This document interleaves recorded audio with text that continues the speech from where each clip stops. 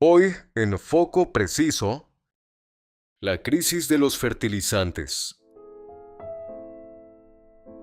Es muy fácil dar por sentado ese polvo y esos gránulos que se esparcen sobre la tierra, ¿verdad?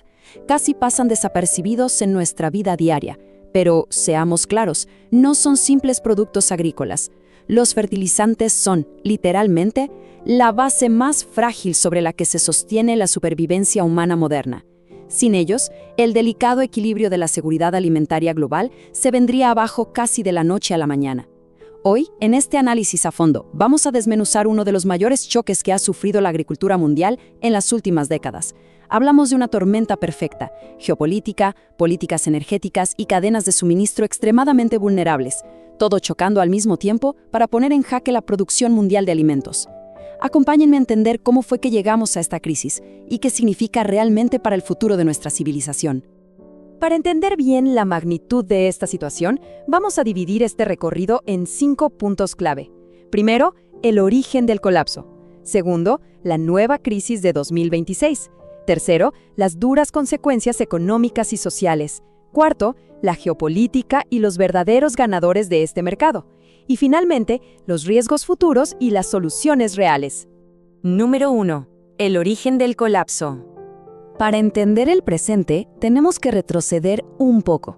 Todo este camino hacia la inestabilidad empezó a tomar forma clara por ahí del año 2021. Fíjense, justo después de la pandemia, la recuperación económica fue tan rápida que provocó unos cuellos de botella terribles en las cadenas de suministro. Y con eso vino un aumento brutal en los precios del gas natural, sobre todo en Europa. Y aquí hay un dato absolutamente clave. El gas natural no es solo para calentar casas o generar electricidad, es la materia prima esencial para fabricar fertilizantes nitrogenados, como la urea. Luego llegó 2022. La invasión rusa de Ucrania desató la primera ola masiva de esta crisis y vimos precios que rompieron récords históricos. Ahora, es cierto que entre 2023 y 2025 vimos una especie de moderación, un respiro en el mercado. Pero seamos honestos, fue solo un espejismo, porque llegamos a 2026 y las nuevas tensiones en el Medio Oriente han terminado con el cierre del Estrecho de Hormuz, paralizando al mundo una vez más.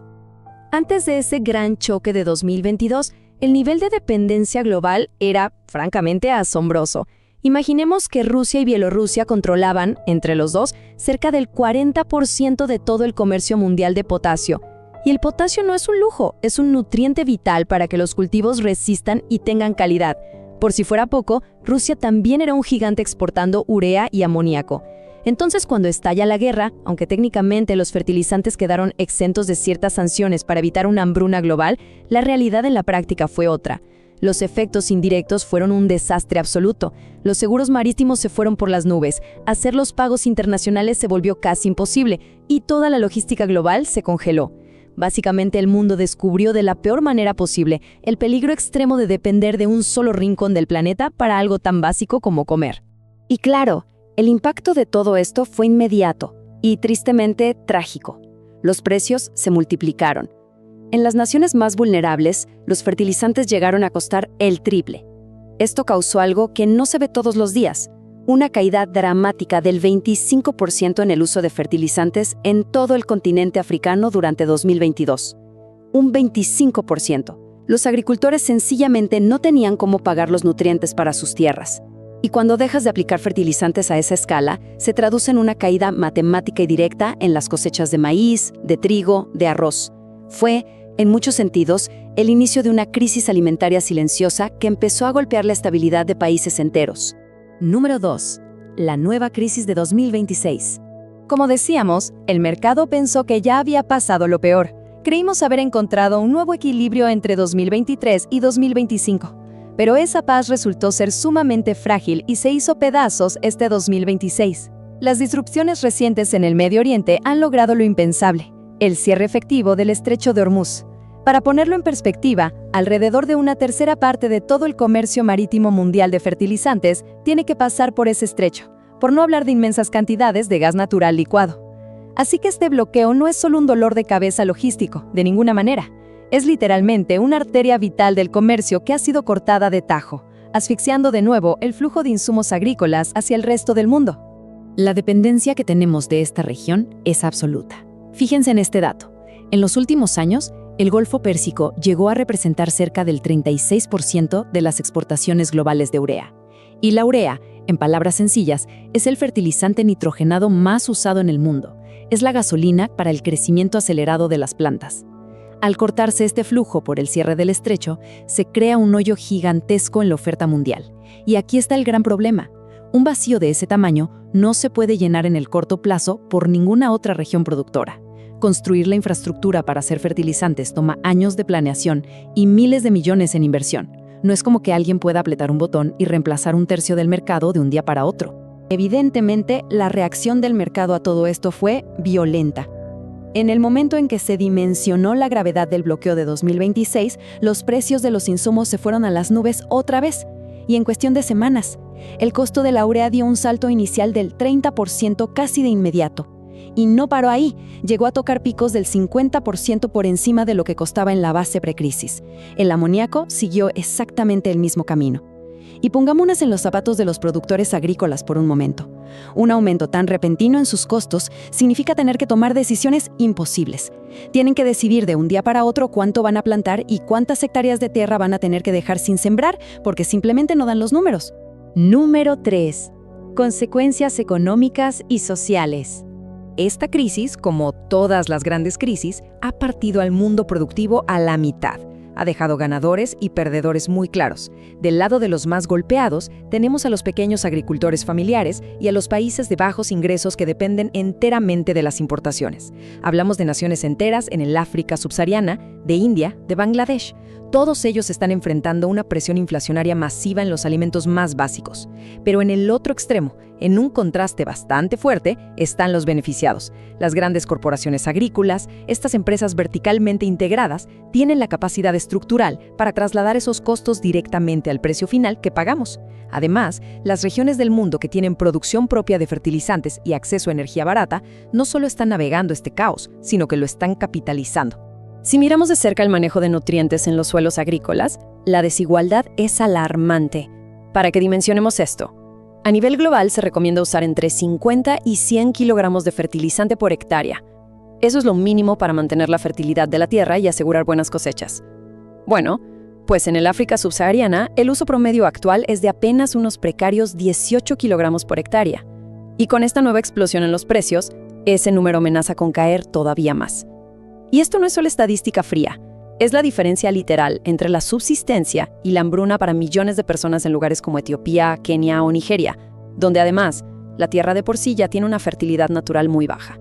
Llegados a este punto, hay una pregunta sumamente profunda que debemos hacernos. ¿Cómo es que el costo de unos simples nutrientes químicos termina convirtiéndose en inestabilidad social en las calles? Bueno, la cadena de transmisión es muy directa y es letal. Los fertilizantes caros significan que hay menos cosechas. Menos cosechas significan que la comida es mucho más cara. Entonces, familias de ingresos medios y bajos en todo el planeta se ven forzadas a gastar una parte cada vez mayor de sus salarios solo para comer, destruyendo por completo su capacidad de ahorro. Y la historia nos ha enseñado esto una y otra vez. Cuando el precio de productos básicos como el pan o el arroz cruza cierto umbral crítico, el malestar social estalla y las crisis políticas severas se vuelven inevitables. Número 4. Geopolítica y ganadores del mercado. Mientras ocurre todo este drama humano del que hablamos, el mapa del poder mundial se está redibujando por completo. Miremos a Europa, por ejemplo. Hoy en día se encuentra en una posición de casi parálisis. Sus políticas energéticas, sumadas a su dependencia histórica y a las sanciones actuales, han mantenido el gas natural a precios altísimos. Y claro, eso vuelve a su industria de fertilizantes muy poco competitiva, forzando el cierre o la reducción drástica de las operaciones en plantas gigantescas en países como Alemania o los Países Bajos. Pero del otro lado, Estados Unidos y Canadá tienen una ventaja estructural inmensa. Tienen gas natural en abundancia y a muy buen precio. Esta ventaja les permite seguir siendo rentables, asegurar su propio suministro interno y, además, exportar a zonas necesitadas, consolidando así una posición dominante e impresionante. Y luego está la dinámica con Rusia, que nos revela una paradoja impactante en medio de todo esto. A pesar de todo el peso de las sanciones occidentales, Rusia se las ha arreglado para expandir de forma agresiva su participación en el mercado global. Hoy controlan entre un 20 y un 25% del comercio mundial de fertilizantes. Lo que hicieron fue aprovechar el hueco que dejaron las fábricas cerradas en Europa y las disrupciones en el Golfo Pérsico, y redirigieron sus exportaciones hacia África, Asia y partes de América Latina. Ojo aquí, porque esto no es solamente una estrategia comercial, es un movimiento clarísimo para consolidar su influencia y crear lazos de dependencia profunda en los países del sur global. La realidad es que las reglas del juego en el comercio mundial han cambiado permanentemente. Los fertilizantes ya no se ven solamente como un producto comercial más, han sido elevados a la categoría de armas de influencia y de diplomacia. Pensemos un segundo en esto. Tener el control de quién recibe los nutrientes para cultivar su comida te da un poder inmenso sobre las políticas internas de naciones soberanas.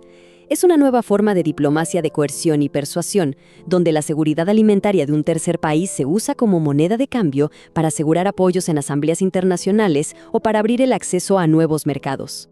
Número 5 y última parte. Riesgos futuros y soluciones reales. Fíjense que los expertos nos están lanzando una advertencia bastante sombría para el futuro inmediato. Si este bloqueo en el Medio Oriente persiste durante los próximos meses y la oferta global no logra reponerse, las temporadas de siembra de 2026 y 2027 van a estar severamente comprometidas. Esto va a provocar menores aplicaciones de nutrientes y reducirá drásticamente los rendimientos agrícolas a nivel global.